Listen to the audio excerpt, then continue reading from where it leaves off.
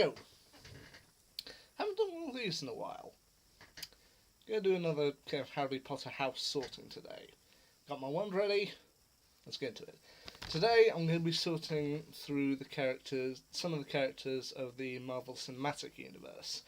I admit I considered doing this one before, but ultimately discounted it. I thought, I didn't know if it would really fit. But after seeing a video come up quite a few times on my feed of Tom Holland being a Hufflepuff for several minutes straight, I thought to myself, why not? Might be fun. So today I'm going to be sorting through the characters of the Marvel Cinematic Universe, even though probably most of them will actually be attending Guildwood Morning. But off we go. First on the list, Tony Stark, played by Robert Downey Jr. in the films. You could argue kind of most of the houses on for Tony. I mean, he does have his fiercely loyal moments, he is fiercely brave, and I think the other kind of house that everyone said I got wrong and said that he should have been in was Ravenclaw, which, okay, yeah, Tony is kind of majorly smart. He's got a very high IQ, but honestly, I think Tony kind of fits more as a Slytherin. I mean, yes, he does have a very high intelligence, but then he doesn't exactly value intelligence. I mean, most of the time I think he values ambition, both kind of with his father's weapons company and then later as Iron Man. He mostly values ambition. That's why I see him as a Slytherin. Bruce Banner. For me, this one's fairly simple. Bruce Banner, he's an intelligent man, he mostly values intelligence, and whilst the Hulk he may lean a bit more towards bravery, I feel most of the time Bruce Banner values wisdom, and so Ravenclaw. I had people say that when I posted this on social media, people said Thor should have been in Gryffindor, which, okay, I can kind of see, he is very, very brave, but honestly I think, most of the time I think Thor values kind of loyalty, kind of with his kind of group of the Warriors 3, kind of his friends on Asgard, and then later as a member of the Avengers. I think Thor mostly values loyalty, so I say Thor's a Hufflepuff. Steve Rogers. I've heard some people say Steve Rogers should be a Hufflepuff, but honestly I feel bravery is what I feel Steve Rogers valued when he became Captain America, so I ultimately think Steve Rogers is a Gryffindor.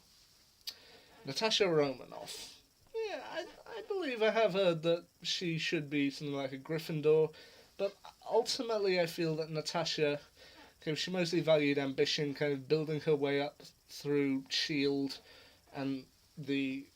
and her previous days in Russia, so I personally think Natasha is more a Slytherin.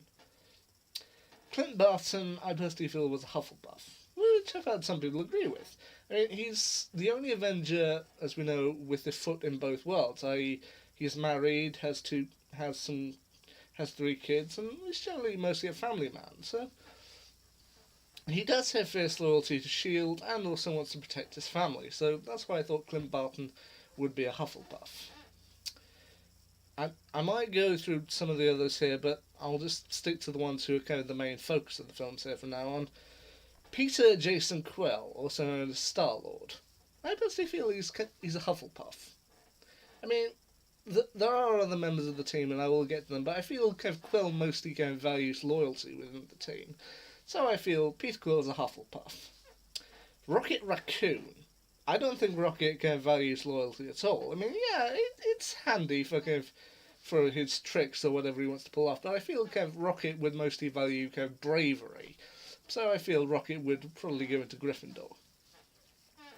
Drax, on the other hand, Drax is weird. I don't know if he can fit perfectly into any of the houses, but I feel most of the time Drax is a Hufflepuff, both towards his family, who he wants to kind of avenge their spirits, avenge their deaths from Ronan the Accuser and Thanos, but then also wants to stay a part of the Guardians of the Galaxy, so I feel Drax is a Hufflepuff.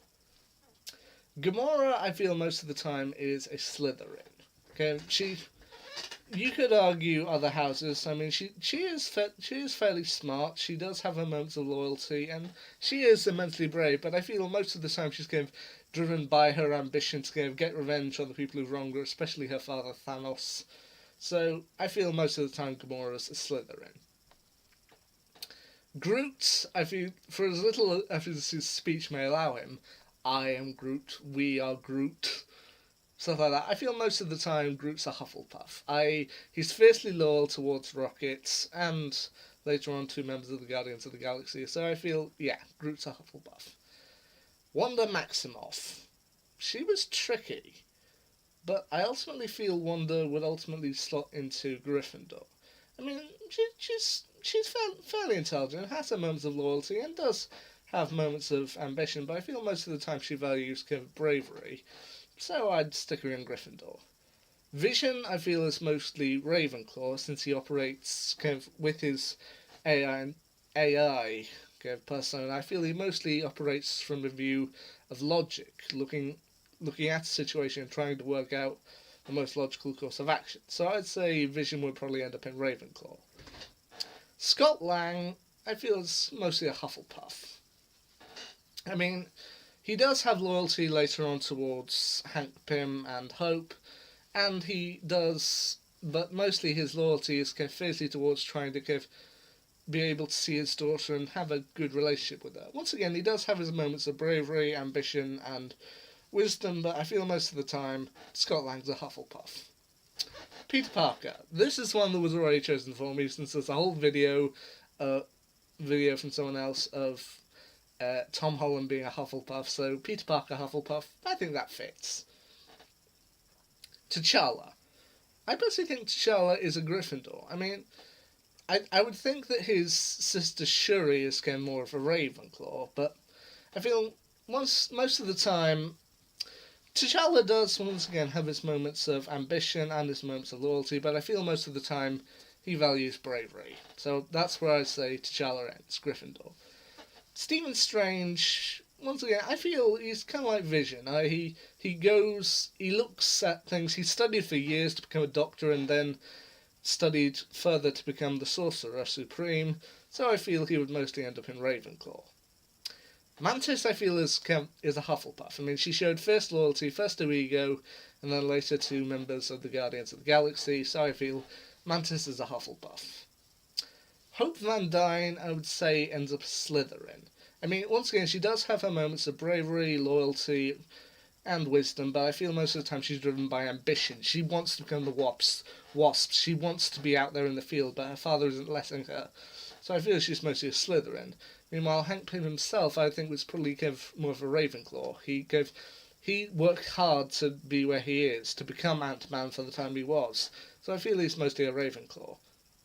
The latest hero in the batch, Carol Danvers, I personally think she's a Gryffindor.